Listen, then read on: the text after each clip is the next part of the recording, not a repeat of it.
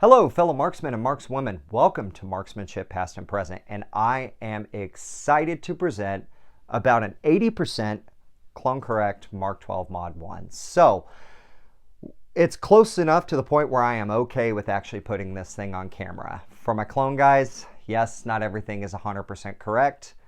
Parts for this rifle are very difficult to find and they are very expensive. So, with that, we're going to kind of take a look at this. We've got a lot of components that are correct, especially in the performance realm of the gun, which is what we're going to be discussing. And we're going to show what's right, what's not. But before we do that, let's go ahead and take it to the range. We were gathering some shooting data. This was our first shots at any extreme distance over 600 yards with it. And we're going to take a look at how she performed. Without further ado, let's get to the range. All right, guys, we got the Mark 12 Mod 1, and we're going to go through a variety of different ranges. Let's showcase what she's capable of. All right, here's 200. This should be pretty easy.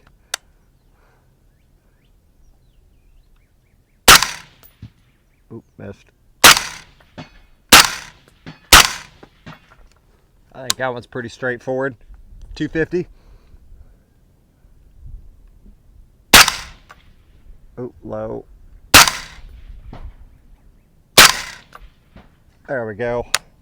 That's pretty easy. Let's actually push this thing out. We're going to 4 next. All right, 400. Got a gong. Let's see if we can hit this a few times.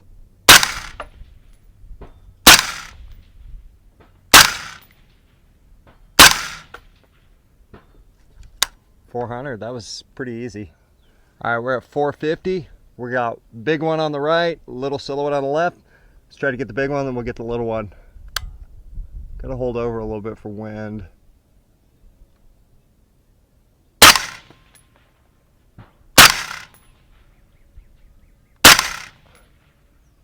There it was. All right. Get the little one.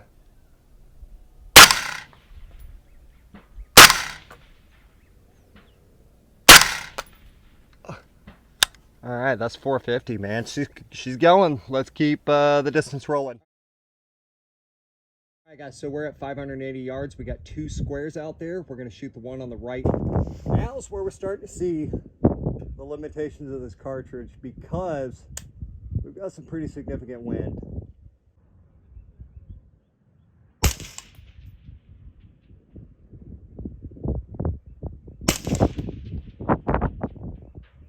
All right.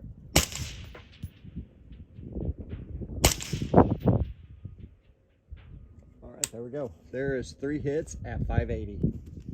All right, 850 yards. Got a Caldwell target downrange with a flashbang. So let's see if we can do this. The wind is gonna give us some doubts here. So here we go.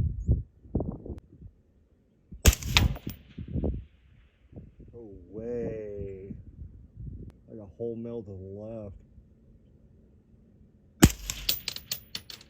There it was.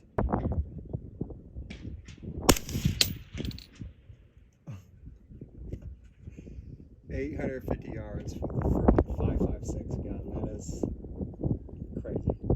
Crazy.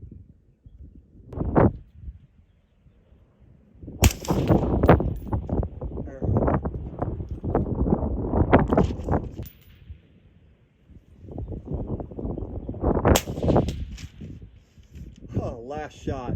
All right, guys, there it is. 850 yards. It's doable. Now, the wind conditions, like I said, that video was taken in the middle of the day, which I should have shot in the morning, early part, because it performed great in the morning. Off camera, initially, once we ran the target out to that distance, I took my first magazine through it. My second shot, I had impacts on it, and I was drilling it pretty consistently when there was no wind. As the day went on, the wind got to where it was about a consistent 7 to 10 mile an hour constant wind with anywhere between 15 to 20 mile an hour gusts. So you could tell it was blowing that round a little bit all over the place. But overall, that's impressive for a 5.56 gun. 850 yards. I mean, we're talking just short of a half a mile. I mean, that's nuts for 5.56. So realistically, 2 to 6 was no issues for this thing at all. Once I figured out my holds and I was doing the right part, the gun was more than capable. So With that, let's go ahead and bring the camera close. Let's do a little quick overview of how we have this thing set up, and we'll close out with our initial impressions. All right, guys, so you're seeing an overall view of the Mark 12 Mod 1, and we are going to go into this thing, into the details of how we have it set up, talk about what's correct, what's not correct. Yeah, let's go ahead and get into it. We're gonna start right here at the muzzle. So we do have the correct muzzle device. This is the AEM, basically OpSync brake. You can see it's got some threads there. It also has a thread protector when it's not in use. And then we do have the correct locking collar. These two come into play with how the suppressor's mounted. And speaking of which, you can tell we have the suppressor. So this is going to be the first thing that's not quite clone correct, but I do plan on using this on other rifles, so that's why I sacrificed that. This is the AEM-5, but this is the AEM-5-30, so it is 30 caliber. And it also is quite a bit more in length. This cane is a total of 11 inches in length. And I believe, if I remember right, the original OpSync cans were, I think, 8 inches, 7 inches. The correct thing will be in a little clip caption. But it looks the part. So how this can works, it's actually very interesting because if you look inside, you can kind of sort of see it. There are some threads in there. It bounces over. And once you start turning, it gauges those threads and it butts up against this collar right here. So when you actually get it threaded on, it creates a seal. And because the can is supported in 2 spots, both the brake, which is about right here, and the collar, it leads to less of a point of impact shift. So, all right, moving back, the barrel. It is a correct Douglas barrel. It isn't a 1 in 7, so it's not 100% correct. I take that back. But it is a 1 in 8 twist barrel. We do get very good groups out of it, but the originals were 1 in 7. But it is a Douglas match barrel, and it is ridiculously accurate. We have a Daniel Defense gas block right here. And then moving back, this was one of the hard parts of this gun. This is the Knights Armament free float RAS, or rail adapter system. So that is the correct rail, 12 inches in length. That is what was on these guns. Moving down, here's the other part that's also not quite correct. This is just a regular Blackhawk picked sling stud adapter. The originals used either ARMS, if I remember right, or the Knights rail adapters. So they were used on both of them. So moving down, we do have a Harris bipod. That was also correct. Underneath here, we do got a Knights broomstick. Sometimes you saw them with that. Sometimes you saw them with the old grip pods. But we've got a broomstick on this one. Moving backwards, so we're going to take a look at the scope real quick. So the scope is not 100% correct, obviously. It's probably the biggest glaring thing it's not right. This is a Leupold LRT Mark IV Tactical. As you can tell, the gold ring is blacked out. This is a 4.5 to 14 power, 40 objective lens, and a 30 millimeter tube. The reticle is mils, adjusted by minutes and turret. Normally, I hate that feature, but we wanted to kind of keep this in the spirit of being clone correct. And this is a really good scope to choose because I actually have a picture, you're seeing it now, of me with a Remington 700 overseas that had this same exact scope. And no, that wasn't my issued rifle. That was someone else's. I got to get a picture of it after getting to shoot one. So it was really cool. So in supporting the scope, we do have the correct ARMS number 22 rings. These are also these are getting really hard to find.